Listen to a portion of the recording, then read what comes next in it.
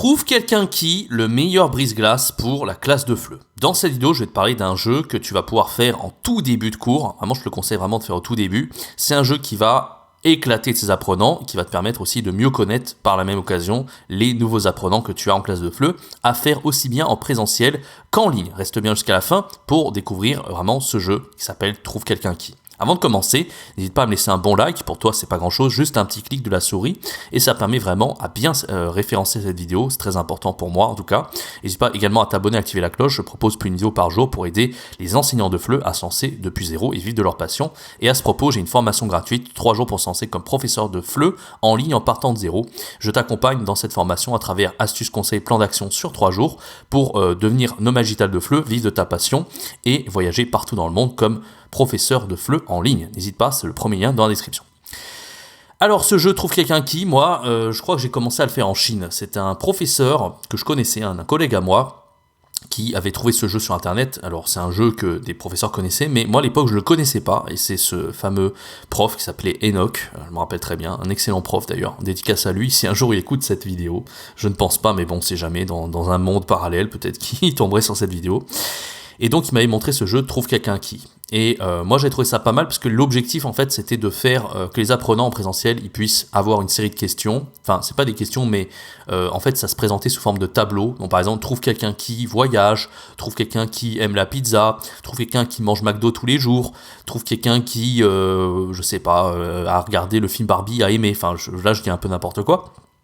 Et l'objectif en fait c'est juste de poser des questions. Les apprenants ils ont leur petit tableau et ils vont devoir mettre le prénom de la personne dans une case si la réponse elle est oui. Par exemple il va vers quelqu'un, est-ce que tu manges McDo tous les jours? Il dit oui, d'accord. Donc là moi j'ai essayé de le développer plus parce que si juste il dit oui c'est pas intéressant, d'accord. Le mieux c'est de développer, oui je mange McDo, j'adore les frites, j'adore les nuggets, j'adore McDonald's depuis tout petit, j'en sais rien. Oui j'ai adoré Barbie, c'est génial, c'était très marrant, c'était... Voilà, il faut développer un petit peu parce que si c'est juste oui ou non c'est pas un intérêt. C'est comme l'autre brise-glace dont je t'avais parlé déjà, je vais te mettre le lien en haut dans l'écran, je t'avais parlé d'un brise-glace qui s'appelait le de vrai une fausse en fait. C'est pareil, si les gens disent non, oui, ben voilà, c'est nul en fait, il n'y a pas d'intérêt. Donc il faut quand même un minimum développer la réponse. Et l'intérêt c'est que toi tu vas pouvoir personnaliser ce jeu en fait. En fonction de ce que tu veux mettre, moi j'avais personnalisé le tableau et j'avais mis par exemple trouve quelqu'un qui connaît 3 chanteurs français. Et là ils vont devoir demander, tu connais 3 chanteurs français? Ah oui, je connais Chantal Goya, je connais machin, je connais bidule, d'accord? Et l'autre intérêt c'est que toi derrière tu vas pouvoir faire la correction de cet exercice en grand groupe, donc tu vas pouvoir dire voilà, vous connaissez 3 chanteurs francophones? Ils vont dire oui, je connais Edith Piaf, oui, je connais Stromae. Ah bah c'est bien, tu connais un belge, un français, et vous connaissez africain? Ah il y a Nakamura, il y a Magic System, il y a machin. Donc tu vas pouvoir faire du socio-culturel en fait à partir de la correction. Donc ça c'est très intéressant.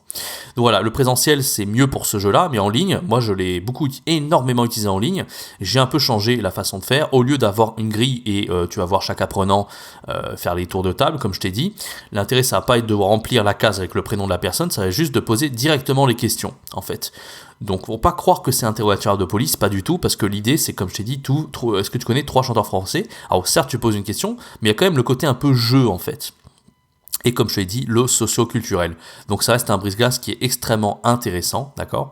Et voilà, je t'invite vraiment à le faire en classe de FLE. Je vais te laisser pour que tu puisses voir un peu plus en visio, de visu, comment ça se fait, parce que moi j'avais fait une vidéo YouTube où tu voyais vraiment le brise-glace avec le tableau, voir de quoi il avait l'air. Je te laisse un lien en haut dans l'écran pour que tu puisses voir vraiment le brise-glace à utiliser au niveau débutant total et niveau intermédiaire. Alors, n'hésite pas à aller voir cette vidéo, tu verras vraiment en détail comment utiliser le brise-glace. Trouve quelqu'un qui...